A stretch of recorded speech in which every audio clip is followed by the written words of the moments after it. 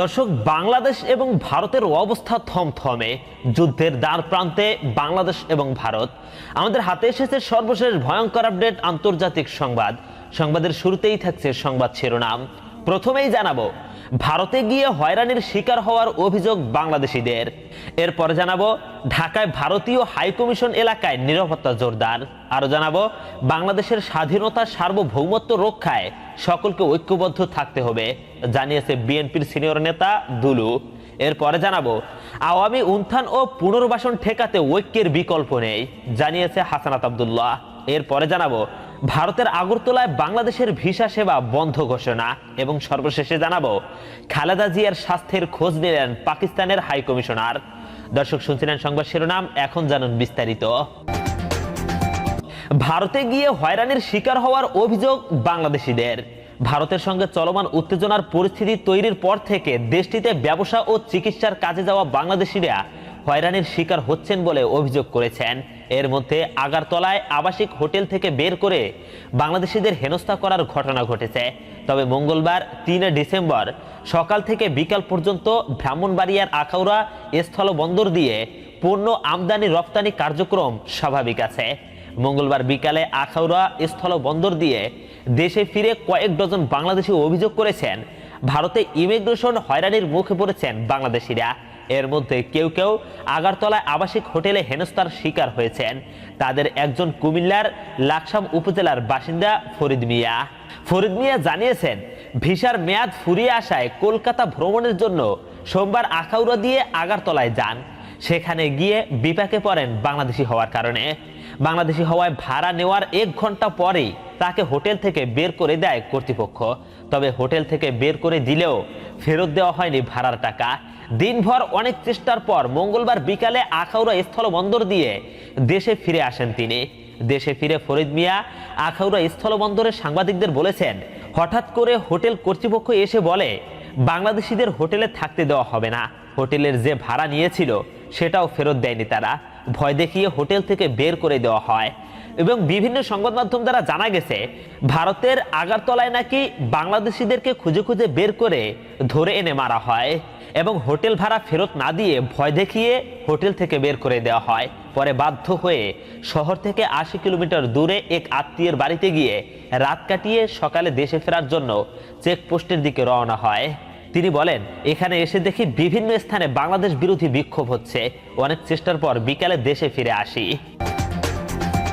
দর্শক, এখন জানাবো, ঢাকায় ভারতীয় হাইকমিশন এলাকায় নিরাপত্তা জোরদার।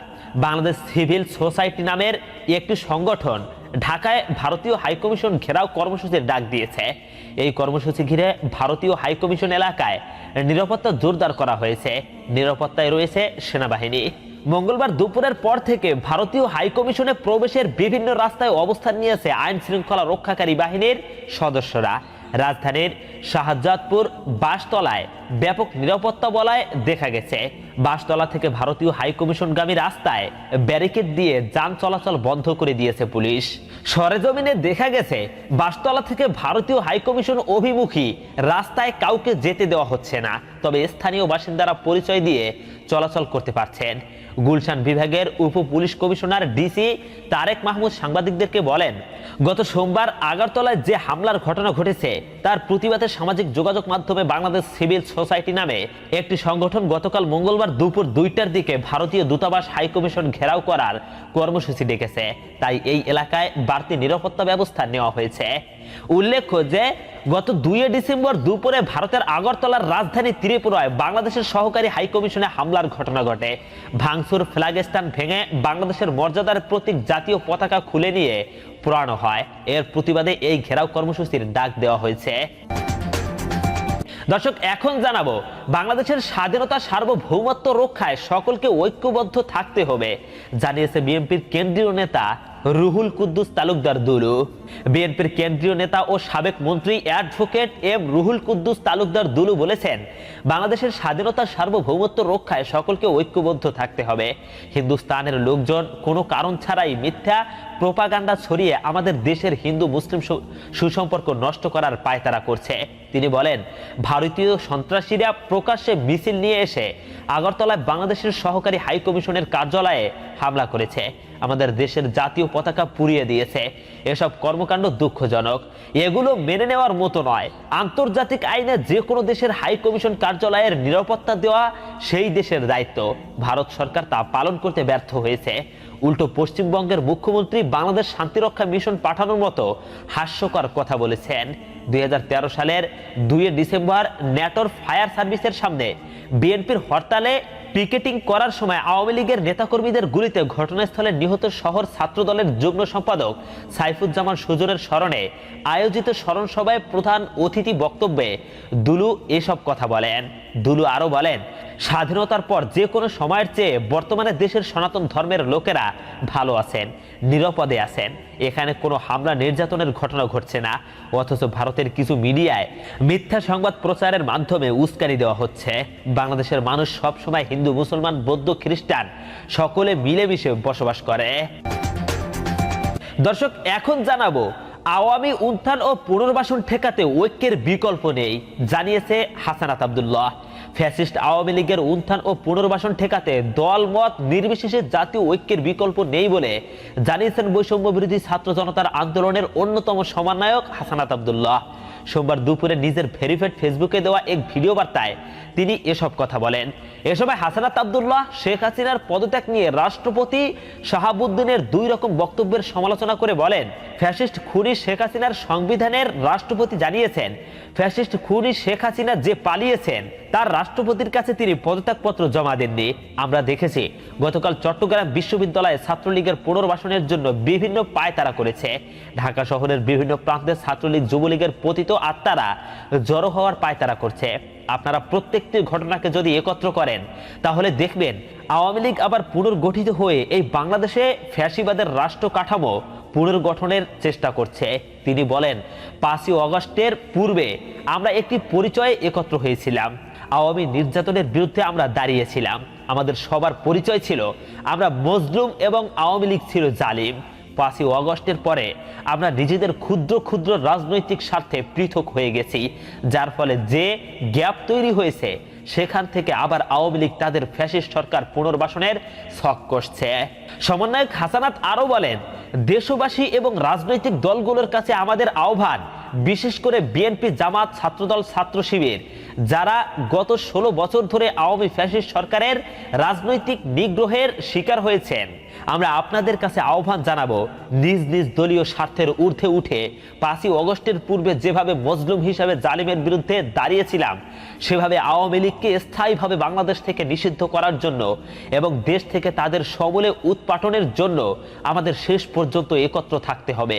আমরা পৃথক হয়ে গেলে সেই সুযোগটি আওয়ামী লীগের পতিত আত্মারা নেবে। তিনি আরো বলেন, বিভিন্ন জায়গায় চক্রান্ত চলছে, আওয়ামী লীগকে পুনর্বাসনের চেষ্টা চলছে। এজন্য আমাদের ঐক্যের বিকল্প নেই। যে কোনো রাজনৈতিক পরিচয়ের ঊর্ধ্বে উঠে আমাদের মজলুম পরিচয়ই ঐক্যবদ্ধ থাকতে হবে। আওয়ামী লীগকে নিষিদ্ধের জন্য যত ধরনের পদক্ষেপ দরকার আমরা নেব। ইনসাফের বাংলাদেশ আমরা প্রতিষ্ঠিত করেই ছাড়ব। দর্শক, এখন জানাবো আগারতলায় বাংলাদেশের ভিসা সেবা বন্ধ ঘোষণা। ভারতের আগারতলায় বাংলাদেশের সহকারী হাইকমিশনে হামলা হওয়ার পর সেখানকার কার্যক্রম বন্ধ করে দিয়েছে বাংলাদেশ।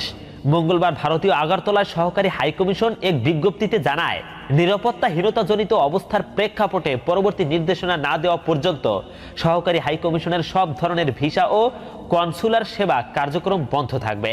বাংলাদেশের সংখ্যালঘু নির্যাতনের অভিযোগ তুলে হিন্দুত্ববাদী সংগঠন হিন্দু সংঘর্ষ সমিতি সহ কয়েকটি সংগঠনের সমর্থকেরা গত সোমবার সহকারী হাইকমিশন প্রাঙ্গণে ঢুকে হামলা চালিয়েছিল।